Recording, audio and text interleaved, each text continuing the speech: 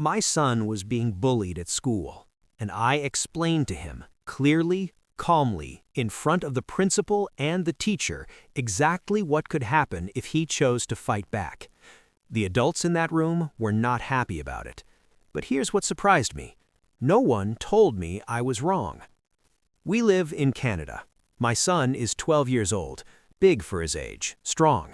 He's been training in Taekwondo since he was 5, not for aggression, but for discipline. He plays hockey. He's the kind of kid who fills a room without trying to. I've raised him with a clear framework for conflict. First, use your words. Second, report it to a teacher. Third, if that doesn't work, go to the principal. Physical response is a last resort, and even then, only to defend, never to initiate. That framework had been tested before. Minor things, schoolyard friction that resolved itself. This time felt different. A group of boys had been targeting my son and his friends. Verbal, persistent, the kind of daily friction that doesn't leave a mark you can photograph, but wears something down over time. My son did exactly what I taught him. He told the teacher on duty. Her response? They're new to Canada. They don't know how to fit in yet. My son came home and told his mother, and the look on his face wasn't anger. It was something quieter than that. Something closer to, I did the right thing and it didn't matter. That part stayed with me. My wife's instinct was immediate. Go to the parents, knock on doors, make it known. I understood that. I felt it too. But I've seen that instinct go sideways before. Parents defending their kids to other parents, voices rising, someone saying something that gets recorded, someone making a threat that lands differently than they intended. In the wrong circumstances, that conversation doesn't end with resolution. It ends with a police report going the wrong direction. I told her I'd handle it. I want to be transparent about what my goal was going in. I wasn't trying to punish the school. I wasn't trying to embarrass the boys or their families. I wasn't carrying a grudge looking for a target. I wanted 3 things: for the bullying to stop, for my son to feel protected, and for everyone involved, kids and adults, to walk away understanding that actions have weight. That was it.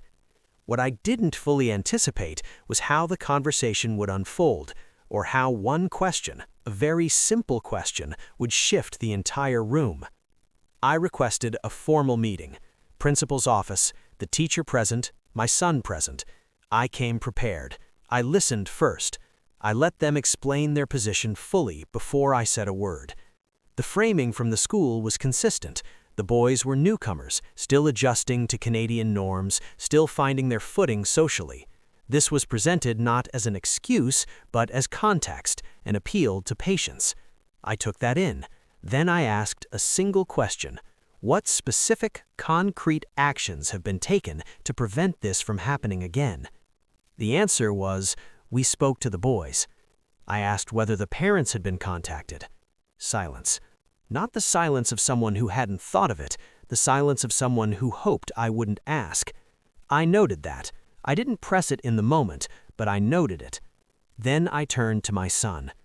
I explained to my son, calmly and directly, that in Canada, children under 12 cannot be criminally charged, that if something physical were to happen, if he chose to react, the consequences for the other boys would likely be community service, not arrest, but that the consequences for him could follow a different path depending on how things unfolded. I told him what fighting back could cost him, not to scare him, to inform him. The principal interrupted. She said I shouldn't be telling him this. I paused. Then I asked her plainly, is anything I've said incorrect? She didn't answer. The teacher didn't answer. And my son, sitting beside me, understood something in that moment that no vague warning had ever managed to communicate. Not fear. Something more useful than fear. Clarity. Before we left the room, I said one more thing to my son. I said, you heard them. They didn't say I was wrong. Check back in a week. If the situation continues, we come back and we go further. That week, 2 things happened. The school called the parents of the boys involved. The boys were assigned library detention during recess. Not a dramatic punishment, not a suspension, but accountability, something with a name and a consequence. My son came home the following Friday and told me the situation had changed. The boys had backed off. The group dynamic had shifted. He wasn't triumphant about it. He was calm. And that calmness, that particular quality of it, told me more than a victory lap would have. He hadn't been saved. He'd been equipped. There's a difference. The fallout from that meeting didn't arrive immediately. It came gradually, the way institutional discomfort usually does. The principal spoke to my wife separately. Her concern, as relayed to me, was that I had undermined her authority in front of a student, that explaining legal thresholds to a 12-year-old was, in her view, inappropriate, that it gave him information he didn't need and might encourage him to test those limits rather than avoid conflict. That's a coherent concern. I don't dismiss it. My wife had a version of that same criticism, though softer. She felt the conversation could have happened at home, that the meeting was a place to advocate for action from the school, not to educate our son in front of them. Here's where I had to sit honestly with my own choices. Part of saying what I said in that room was practical. My son was present, the moment was live, the information was relevant. But part of it, and I'll admit this, was strategic. Saying it in front of the principal meant it was said, on record, in a room where the school could hear exactly what I had communicated to my son and what I expected from them in return. Was that about my son's well-being? Yes. Was it also about establishing accountability in a room that had been too comfortable offering non-answers? Also yes. I'm not sure those two things are in conflict, but I notice I did both things at the same time, and I think that's worth acknowledging. Here's what I keep returning to. The bullying stopped. Not because my son intimidated anyone, not because I threatened anyone, not because the school suddenly discovered a policy they'd been ignoring. It stopped because a 12-year-old boy walked back into that school with something he hadn't had before, a complete picture. He knew what the rules actually were. He knew what the school was required to do. He knew what his options were and what the costs of each looked like. He knew that his father had asked hard questions in a room full of adults, and no one had been able to say he was wrong. And here's the part that quietly surprised me. The boys who had been doing the bullying, they walked away knowing something had changed. They'd been called home. Their parents had been in a room. Someone had attached their names to a formal record. They hadn't been charged, they hadn't been suspended, but they'd been made real to the school in a way they hadn't been before. Sometimes the most powerful intervention isn't punishment, it's accountability becoming visible. I've thought about this since.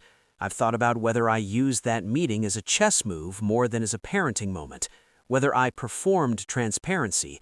Look, I'm explaining the real rules to my son, when what I was actually doing was applying pressure to adults who had been too comfortable offering non-answers. That's a distinction that matters. If I told my son the truth primarily because it was the truth and he needed it, then the discomfort in the room was a side effect. If I told him in that setting primarily because it put the school on notice, then I used my son's education as a tactic. I think the honest answer is both things were present, and I'm not fully at peace with the second one. I believe children should be given honest information.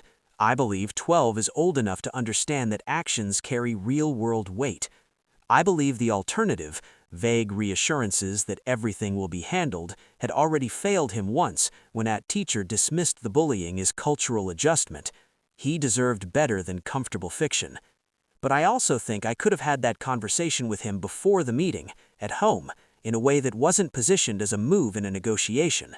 I didn't, and I think that part, not what I said, but where and when I said it, is the real question that lives.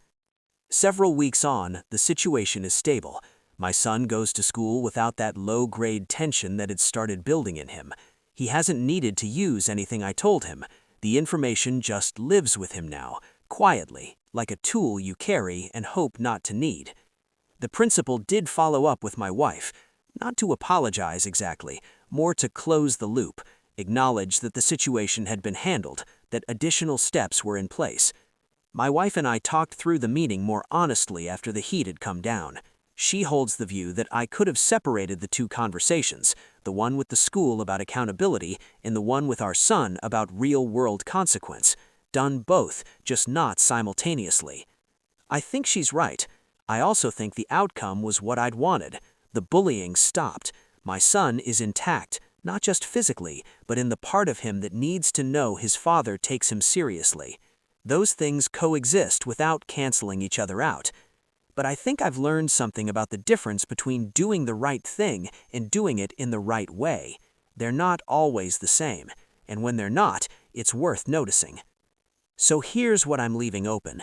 There's a version of what I did that's straightforwardly good parenting, a father who gave his son accurate information, treated him as capable of handling reality, created accountability in a room that had been too comfortable avoiding it. There's another version where a parent walked a 12-year-old into a meeting and used his education as a pressure tactic, where the lesson was real but the timing was strategic. Maybe those two versions are the same event seen